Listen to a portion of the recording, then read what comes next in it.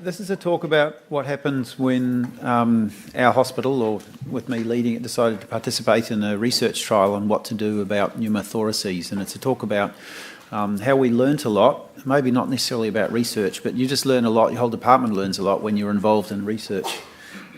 The study itself is this one here, run by Simon Brown, emergency physician from West Australia. And the study was trying to look at whether we needed to do anything in primary simple pneumothorax. So that's the pneumothorax that usually tall, thin young people get when their lung just goes down. And traditionally it's been an exciting thing that emergency physicians would sort of almost queue up because, oh, I can aspirate it or put in a chest tube or do something about it. But increasingly the thought is perhaps we shouldn't be doing anything at all. The study, as all studies, unfortunately recruited slowly. So this is when I gave the talk last year, and you see the blue line is we'd gotten up to 218 out of the 340 odd patients we needed to recruit. It's always a bit slower. However, it's now finished, and I'm not actually going to tell you what the result of the study is because it hasn't been published. So I'm going to tell you what we learned and give you my feeling for it, but I'm not going to preempt Simon because he hasn't published it yet, and that wouldn't be fair. So what's a primary spontaneous pneumothorax? It's when your lung just pops and goes down. It's more common in tall, thin people. They think that maybe because the lung is being stretched, being up high in tall, skinny people. It often happens when you're doing some sort of straining, not always. So you might be having a go at the trumpet or sucking on a bong, something that involves a bit of effort.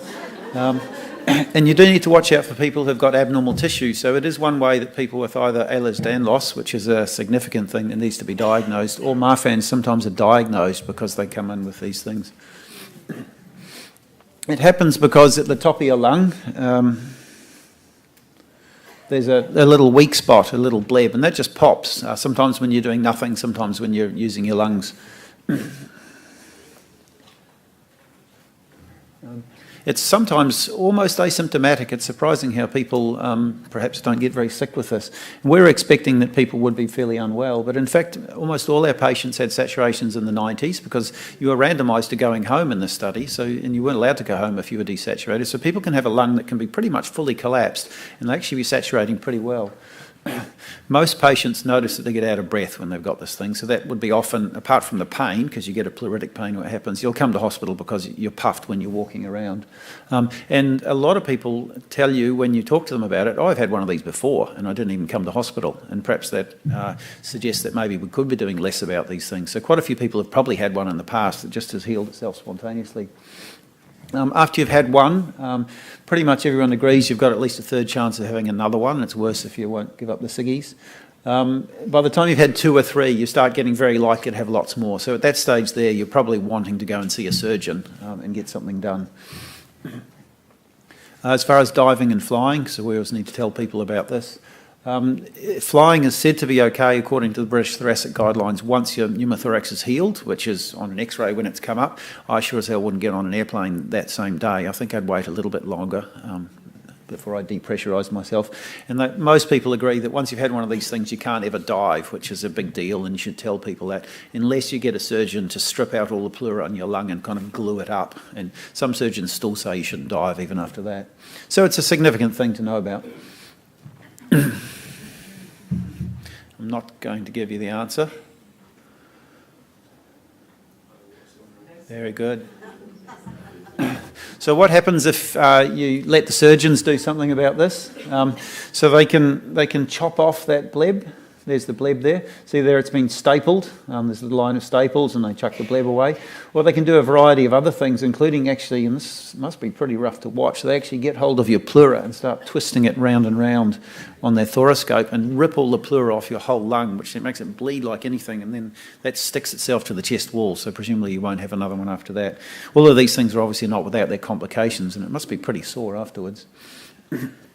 The long-term safety of getting one of these things done, it probably seems to be okay. You probably don't breathe quite so well because your lung is stuck, but most people don't say that they can run less distance or anything like that. And another thing the surgeons may do, and they do this at John Hunter still, is puff talc in there so your lung sticks up. And nobody really knows where that talc goes. It probably ends up in your spleen and circulating in the blood and all sorts of places. So there are some queries about whether that might be bad for you long-term. If we are going to do something about it, short of surgery, and this is what emergency physicians used to like doing, it involves sticking in a chest tube. So I was just going to show a few slides about what can go wrong with that. I don't know who would like to have a chest tube here. It looks pretty sore. If you look on the world's biggest bulletin board, just people who've got nothing to do with medicine talking about their experiences with chest tubes, they generally agree that it's incredibly sore. And I've certainly seen a fair number of people experience a lot of pain. Maybe it depends on the sophistication of the inserter. And I've seen a fair number of people during trauma faint from the insertion of chest tubes, and then of course you think, God, something else is wrong, they're bleeding in another place, and it's just a vasovagal because you've been hurting them so much. So they're very, very sore, which is probably the least of the complications of a chest tube. Here's just a slide I've taken off the ICN, so that's post-expansion pulmonary edema, something we often forget to think about. This was after a lung had come up too quickly. You get sudden pulmonary edema. Probably doesn't kill anyone, but it's embarrassing to have happen. And that's just something that happens if you suck a lung up too fast. The chest tubes go into all kinds of crazy places, and you can show lots of slides of this. That one there is probably, they think, in a pulmonary vein, and then of course you think, what am I going to do about taking that one out? And you probably have all had some sort of experience of this. So people then had the idea that you could put the chest tubes in with a Seldinger technique, so use a wire to guide it in, and our hospital adopted this, and it was thought to be a very safe thing that was going to make it a whole lot better because we wouldn't be getting chest tubes stuck into IVCs and into aortas and stuff like that. And it does seem like initially a good idea. I think the problem is you can still stick the wire into the wrong place and subsequently send the tube in there, and so this was from a hospital not very far away from mine, and that was fatal. They tied a knot in it once they saw all the left ventricular blood coming out, but that wasn't good enough.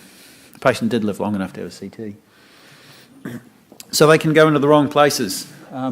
Sometimes they just don't really go in properly at all. Sorry, I probably should be pointing at both sets of slides.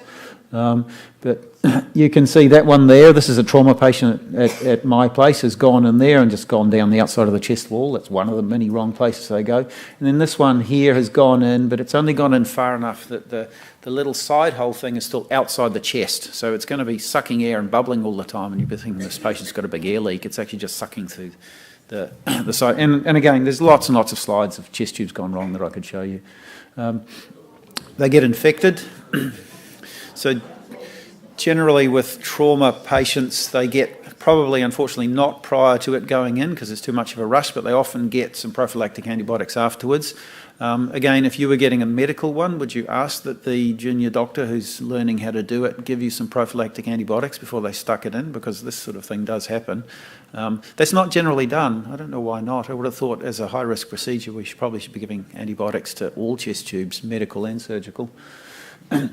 And at my place, the trauma surgeons had a look at chest tubes, and they found that we had a lot of complications, although when you look more closely at this study, most of them were actually just we were forgetting to give the antibiotics on time, so they've been given later on. But they go all over the place, they go wrong. So having said that chest tubes are maybe painful and bad and have all sorts of problems onto the trial, it's hard to recruit. So we had this thing on the little board that sort of flashes up the messages and encourages people to do the right thing and follow guidelines. And I got one of these stuck up for the pneumothorax trial to get the juniors to telephone me all hours of the day and night to recruit people. And we started recruiting people, and this is where we did learn some interesting things. So here was the first one we recruited. Now this is just explain that on this x-ray, the heart's probably usually a bit more over on the left side of the chest. I think you can all see that. It seems to have moved across a little bit. This is the kind of x-ray which I would put up on the computer as a screensaver in the main area of the emergency department, and passing surgical registrars and physicians and everyone would look at it and say, oh, you shouldn't have taken that one. You know, you should have treated that patient. Why isn't there a chest tube in? And I would say, we send him home. And this was the very first one that we sent home, so I was too scared to send him home straight away, even though his heart had swung across to the other side.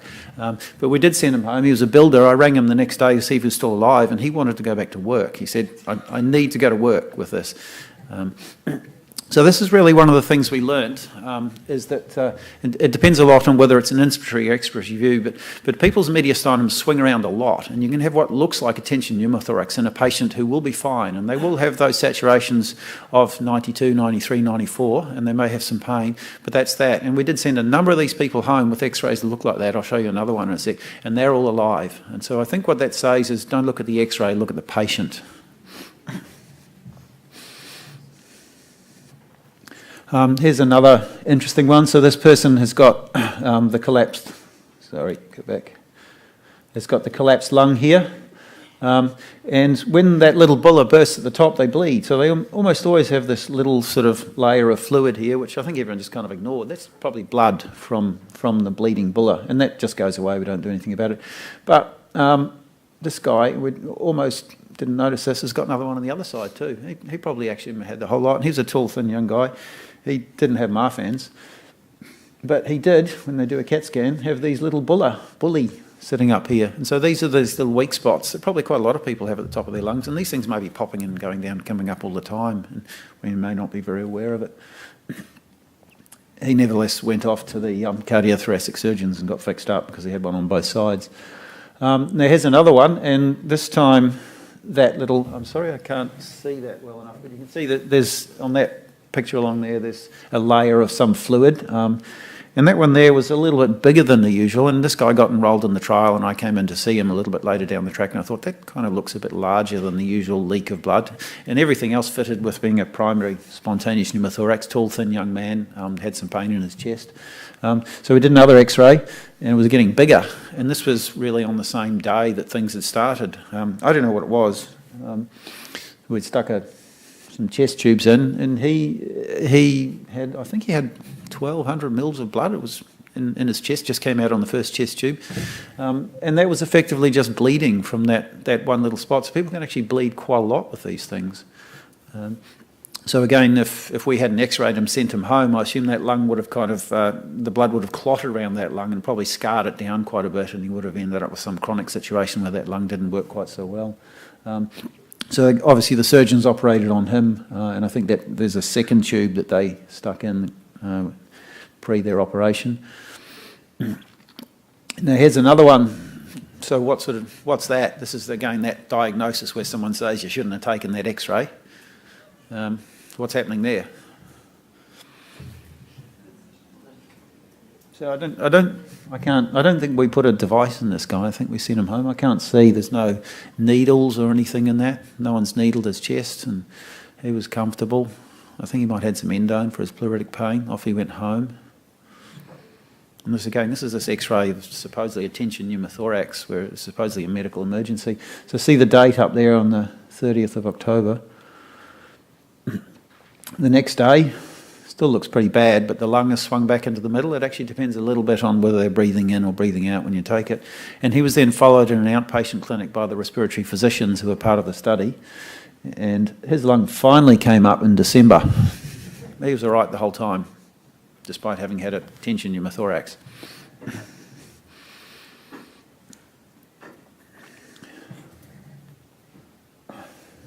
That one there is a real tension pneumothorax, and this leads on to the next little bit. How much time have I got, John?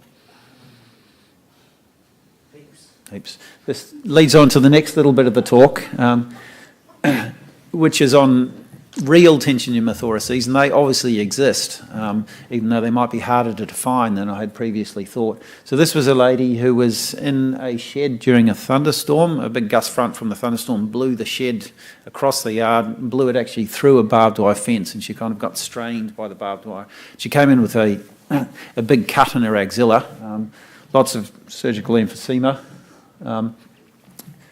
The retrieval team thought there might be pneumothorax but didn't put in a chest tube. She was talking to us. Her heart rate was about 120. She had a fairly normal blood pressure. While she was talking to us, her heart rate went up to 170 to 180. I was the team leader, so I wasn't allowed to touch anything. I was watching this and thought that's a rather disturbing look, the way it's accelerating like that. She slumped and spoke very much less and became much less communicative. And then the next blood pressure we got was 80 on 40.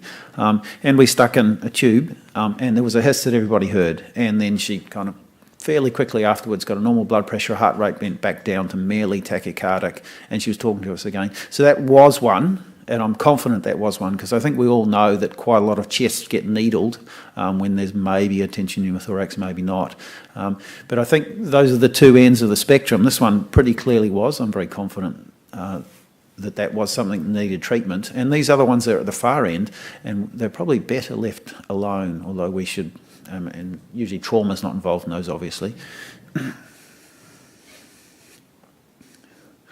So tension pneumothorax. So never take an X-ray of this. Again, is this something you have all heard? And this is something that's really changing quite a bit. The trachea is supposed to be deviated. Well, sometimes it's not deviated with a tension pneumothorax, and sometimes it is deviated when there's not a tension pneumothorax. So I'm not sure what to make of that. There's supposed to be hyperresonance. Again, probably something you can tell if it's very quiet and you examine them carefully in the seated position, like a respiratory physician. Pretty difficult to do when you're an emergency physician and it's in the middle of a trauma resus. And the great blood vessels are supposed to kink and the blood pressure drops. And I think it does in the end, but people can have a significant tension for quite a long time before it gets that bad. They're said, this is tension pneumothorax, they're said to be present in 5% of retrieved patients. Don't know, I don't see that many. And did it hiss really for me is the main way that I know to diagnose it. I think the other way is when you see all that stuff shift across the chest and the diaphragm is bowed downwards, which you see in really bad ones, and that's a real tension pneumothorax if it's turned your diaphragm inside out. But all this moving about of the chest hasn't turned out to be very reliable. So moving about of the mediastinum hasn't turned out to be very reliable for me. This is taken from Life in the Fast Lane. So these were some guys in West Australia who had a young patient present. He was a well, tall, thin young man who appeared to have a simple pneumothorax, a spontaneous one, but he looked sick and apparently he was sweaty and his blood pressure was a little bit low. And they were thinking quickly, so they actually got an Artline transducer set and stuck it into his chest to measure what the pressure is. So I don't think anyone's ever done that before. So they measured the pressure on a tension pneumothorax. And take note, this is actually in a primary spontaneous one. So it can happen that you can tension, at least to some degree, a spontaneous pneumothorax. And they measured 17 millimetres of mercury. So the guy was sitting there talking to them, but he was sweaty, feeling terrible with a low blood pressure, with 17 millimetres of mercury in the chest. And that's enough to stop the blood getting back in. The poor blood coming back out of your feet just won't go into your chest with that much pressure. They drained it. They drained it with a little tube and it got better. And that's the only known sort of human experiment on tension pneumothorax. Everything else has been done on animals. All the rest of it has been done by you guys and the retrieval crews out there. So reliable signs of a tension pneumothorax, chest pain, well, that's not much use. Respiratory distress, there's lots of reasons for respiratory distress. 70% of tensions are said to have tachycardia, and I agree with that in my practice. I haven't seen very many, but the patients usually look bad and their hearts are usually going fast. And decreased air entry, well, that's a useless thing. So a lot of this comes back to a mixture of taking a chest x-ray and having a careful look at the patient. And then these things are either not present very much or unreliable. So low blood pressure, yes, just before the patient dies. Tracheal deviation, I haven't found it very good. And hypoxia and cyanosis, again, just before the end. It's different when they're on a ventilator, so what will happen there, and again, I've only seen this once, which is when I was an anaesthetic registrar, is they kind of look fine and then they suddenly crash and look dead really fast. So you have to be prepared to put in a tube quickly there. And then lastly, this is from a paper that came from Melbourne where they looked at doing needle decompression of supposed tension pneumothoraxes, another sort of exciting emergency thing.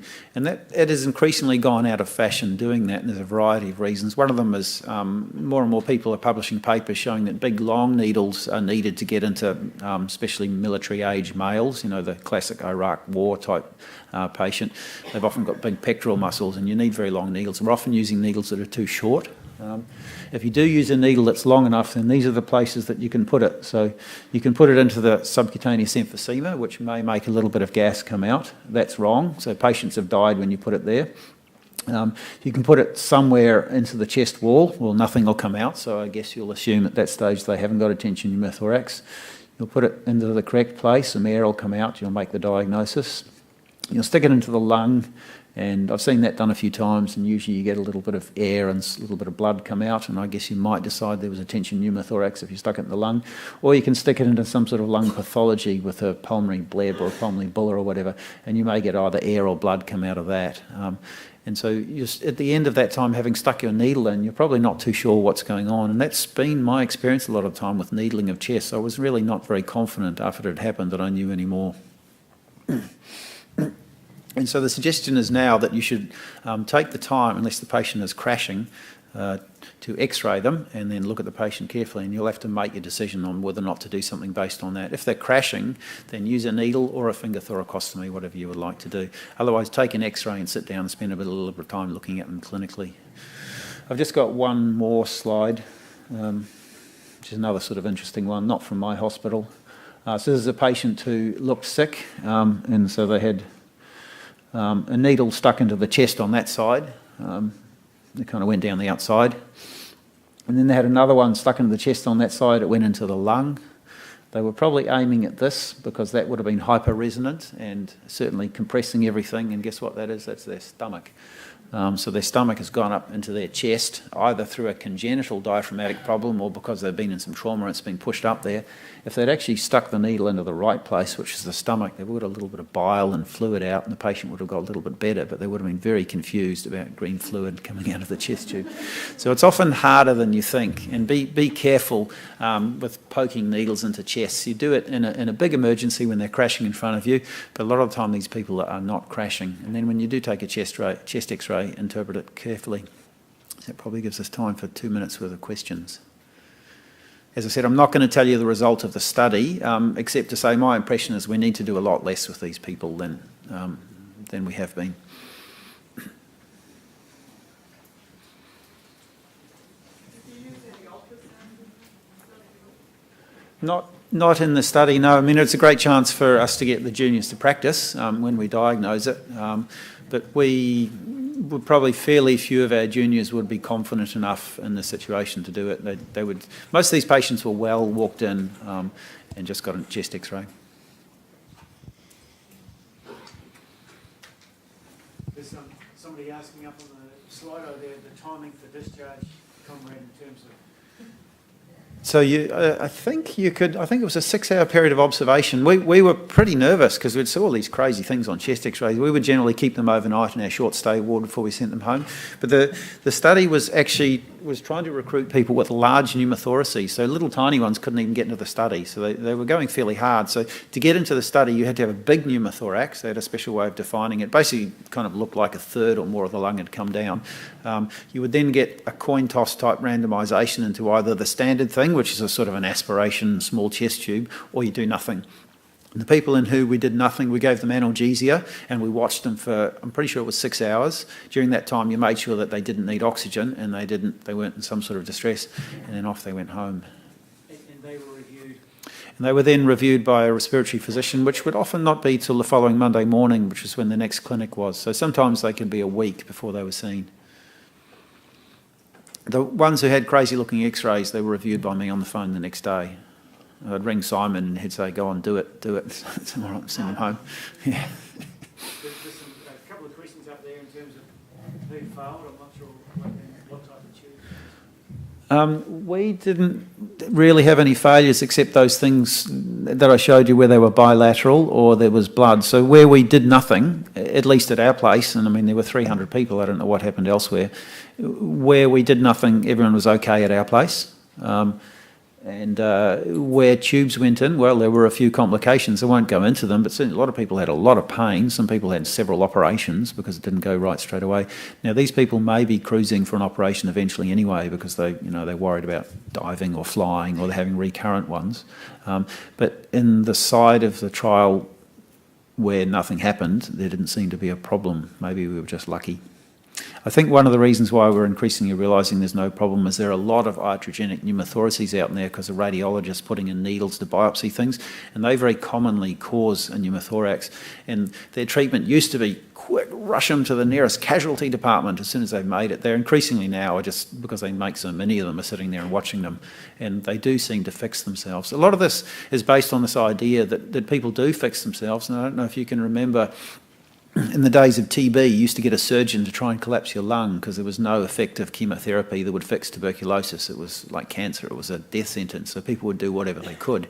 And surgeons would actually make repeated holes in your chest and sometimes even put those plastic balls into your chest to try and keep your lung down because the damn thing would just fix itself. That was the best treatment that they had.